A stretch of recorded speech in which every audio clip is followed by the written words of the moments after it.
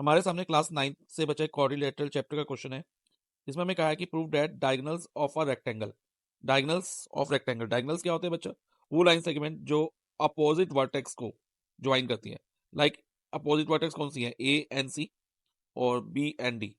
जैसे जो line segment A and सी को ज्वाइन करेगी ये डायगोनल होगा, और जो लाइन सेगमेंट बी और डी को ज्वाइन करेगी यानी कि बी डी, ये डायगोनल होगा। तो ये दो डायगोनल्स हैं इस रेक्टेंगल के। हमें ये शो करना है कि ये दोनों जो डायगोनल्स हैं वो इक्वल हैं। दैट मीन एक तो हमें ये शो करना है कि A C is equal to B D है, ये हमें शो करना है, दिखाना है आर इक्वल। और आगे लिखा है and bisect each other. Bisect each other का मतलब क्या है बच्चा? कि ये जो दोनों डायगोनल्स हैं, एक दूसरे को टू इक्वल पार्ट्स में डिवाइड करते हैं। मान लो ए सी अगर बी डी को डिवाइड करे दो इक्वल पार्ट्स में, तो बी डी के कौन से दो इक्वल पार्ट्स बनेंगे? एक बनेगा ओ बी और एक बनेगा ओ डी। तो यानी कि ओ बी और ओ डी इक्वल होंगे। और अगर बी डी ए सी को टू इक्वल पार्ट्स में डिवाइड करे, ध्यान से सुनो बच्चा, बी डी ए सी को दो इक्वल पार्ट्स में डिवाइड करे तो हमारे पास दो इक्वल पार्ट्स ए सी के कौन से होंगे? ओ ए एंड ओ सी। ओ ए और ओ सी दो इक्वल पार्ट्स होंगे। ओके बच्चा, तो यही हमें प्रूव करना है। ये एक तो diagonal bisect each other and diagonals are equal. तो पहले गिवन टू प्रूव हम लिख लेते हैं। गिवन में क्या आएगा बच्चा? A B C D is a rectangle, और हमें प्रूव क्या करना है कि डायगोनल्स इक्वल हैं और बाइसेक्ट ईच अदर है। तो ये हम लिख देते हैं टू प्रूव में। That mean A C is equal to B D prove करना है एक तो, और साथ में ये प्रूव करना है कि A C and B D bisect each other. That is bisect each other का मतलब मैंने बता दिया कि दोनों एक दूसरे को तो टू इक्वल पार्ट्स में डिवाइड करेंगे। तो टू इक्वल पार्ट ए सी के क्या होंगे? ओ ए और ओ सी, यानी कि ओ ए और ओ सी इक्वल प्रूव करना है एक तो हमें। और सेकंड हमें बी डी के दो इक्वल पार्ट्स कौन से बनेंगे बच्चा? O B and O D, और O B equal to O D prove करना होगा। अगर हम ये प्रूव करना चाहते हैं diagonal A C and B D bisect each other. अब हम प्रूफ पे आते हैं बच्चा।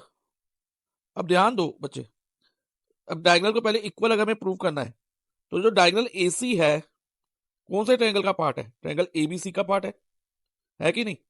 ए बी एडीसी का भी है। तो हम कोई भी एक ट्रायंगल लेंगे जिसका ये ए सी पार्ट होगा, कोई भी एक ले लो, चाहे आप एडीसी ले लो चाहे आप एबीसी ले लो, ठीक है? तो मैं एबीसी ले रहा हूँ। ओके, और सेकंड बीडी कौन से ट्रायंगल का पार्ट है? बी सी डी ट्रायंगल का पार्ट है या फिर ए बी डी ट्रायंगल का पार्ट है? तो अगर हमने इधर ए बी सी लिया ना, तो हमें दूसरा ट्रायंगल जो बी डी को कंटेन कर रहा होगा वो हमें ये वाला लेना होगा, बी सी डी, ताकि हमारे पास एक कॉमन साइड आ जाए। ओके, तो हम इन दोनों ट्रायंगल को अगर कॉन्ग्रुएंट प्रूव कर दें, ट्रायंगल ए बी सी और ट्रायंगल डी सी बी को, तो बाय सीपीसीटी हम A C is equal to B D कह सकते हैं। यस सर कह सकते हैं। तो हम यही करने वाले हैं बच्चा। तो पहले इन दो ट्रायंगल को कॉन्ग्रुएंट करेंगे। In triangle A B C and triangle D C B.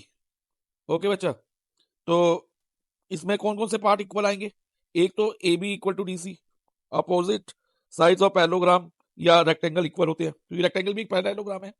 तो हम ये रीजन लिख देंगे, opposite side of rectangle are equal. अब नेक्स्ट पार्ट क्या हो सकता है बच्चा? Angle B equal to angle C each 90, क्योंकि each angle of rectangle measure 90 degree. तो ये सेकंड पार्ट हो गया। अब थर्ड पार्ट क्या आ सकता है, ध्यान से समझना बच्चा। बीसी और सीबी कॉमन साइड है, एबीसी में बीसी और डीसी बी में सीबी सेम साइड है ना, कॉमन है, एक ही साइड है, बीसी का हो या सीबी का हो। तो B C is equal to C B common side. Okay बच्चा, तो अब ध्यान दो, ये दोनों ट्रायंगल एबीसी और ट्रायंगल डीसीबी एक दूसरे के कॉन्ग्रुएंट हो गए, क्योंकि उनमें दो कोरस्पॉन्डिंग साइड्स इक्वल हो गई, और कोरस्पॉन्डिंग साइड के बीच में जो इंक्लूडेड एंगल है वो इक्वल हो गया। लाइक ए बी और D C corresponding side equal हो गई, और बी सी और C B corresponding side equal हो गई, और कोरस्पॉन्डिंग एंगल भी इक्वल हो गए। एक angle B equal to angle C, और एंगल बी देखो बच्चा साइड्स के बीच में ए बी और बी सी के बीच में इंक्लूड हो रहा है, और इसी तरह से angle C B D C और सी बी के बीच में इंक्लूड हो रहा है। तो हम ये कह सकते हैं कि triangle ABC is congruent to triangle DCB by SAS rule. Finally, अब हम CPCT से ले सकते हैं कि AC is equal to BD by CPCT. CPCT की फुल फॉर्म क्या होती है? corresponding part of congruent triangle. अगर कोई दो ट्रायंगल कॉन्ग्रुएंट हो जाए ना, तो उनके corresponding parts जैसे corresponding sides या corresponding angles इक्वल होते हैं। अब देखो बच्चा, AC ABC का पार्ट था और BD DCB का पार्ट था, ट्रायंगल DCB का, और ये दोनों ट्रायंगल कॉन्ग्रुएंट हो गए, तो इन दोनों साइड्स को या पार्ट्स को हम इक्वल कह सकते हैं। ओके, तो अभी हमने फर्स्ट पार्ट इस क्वेश्चन का प्रूव कर दिया है। अब सेकंड पार्ट हमने क्या शो करना है कि डायगोनल बाइसेक्ट ईच अदर, यानी कि डायगोनल एक दूसरे को टू इक्वल पार्ट्स में डिवाइड कर रहे हैं। मैं स्टार्टिंग में बता चुका हूं, टू इक्वल पार्ट्स में डिवाइड करने का मतलब है कि ओ ए जो है ओ सी के इक्वल आना चाहिए और ओ बी ओ डी के इक्वल आना चाहिए। अब देखो बच्चा, ओ ए और ओ डी कौन से ट्रायंगल के पार्ट है? ट्रायंगल एओडी के, और ओसी और ओबी कौन से ट्रायंगल के पार्ट है? ट्रायंगल बीओसी के। तो अगर हम इन दोनों ट्रायंगल को कॉन्ग्रुएंट प्रूव कर दें तो सीपीसीटी से हम ओए इक्वल टू ओसी कह सकते हैं, और सिमिलरली सीपीसीटी से ओबी इक्वल टू ओडी भी कह सकते हैं। तो अब कौन से दो ट्रायंगल लेने? एक तो लेना है ट्रायंगल एओडी, तो हम लिखेंगे इन ट्रायंगल एओडी। ओके, क्या लिखा? In triangle AOD. अब ध्यान रखना बच्चा, एओ के कॉरेस्पॉन्डिंग सीओ आना चाहिए। तो एओ के साथ जो नेमिंग देंगे ना, हम ट्रायंगल सीओ से स्टार्ट करेंगे ताकि ए और सीओ कॉरेस्पॉन्डेंस बन जाएंगी, कॉरेस्पॉन्डेंस बन जाए ए और सीओ की। तो सीओ बी, इससे देखो बच्चा ओबी और ओडी की भी कॉरेस्पॉन्डेंस बन गई। तो अब कौन कौन से इक्वल पार्ट्स आएंगे ये ध्यान से समझना, क्योंकि एडी पैरेलल टू बीसी है, opposite side of rectangle are parallel. तो ये दोनों एंगल कौन से हैं बच्चा? जेड वाले एंगल है, देखो जेड फॉर्म कर रहे हैं, इन्हें हम ऑल्टरनेट इंटीरियर एंगल कहते हैं।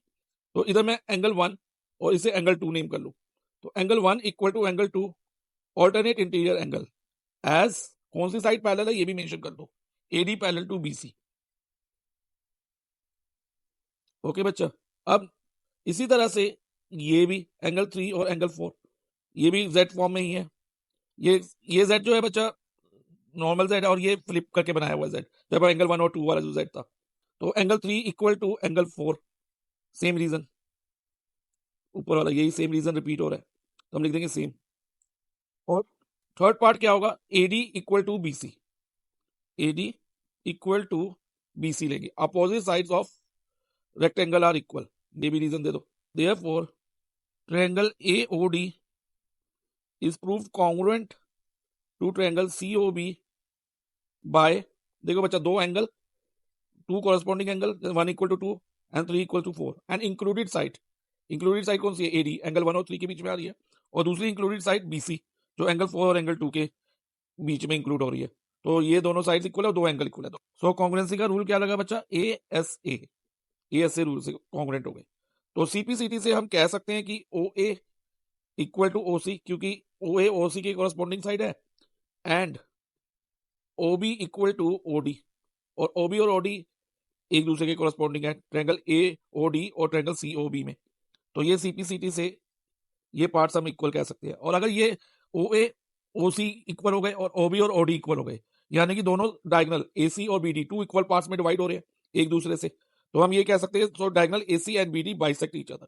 ओके, यही हमने प्रूव करना था, दो पार्ट्स हमने प्रूव करने थे, एक तो diagonal equal A C is equal to B D और डायगोनल बाइसेक्ट ईच अदर, ये भी हमने प्रूव कर दिया। तो फाइनली हम लिख देंगे so diagonals of rectangle are equal and bisect each other, hence proved.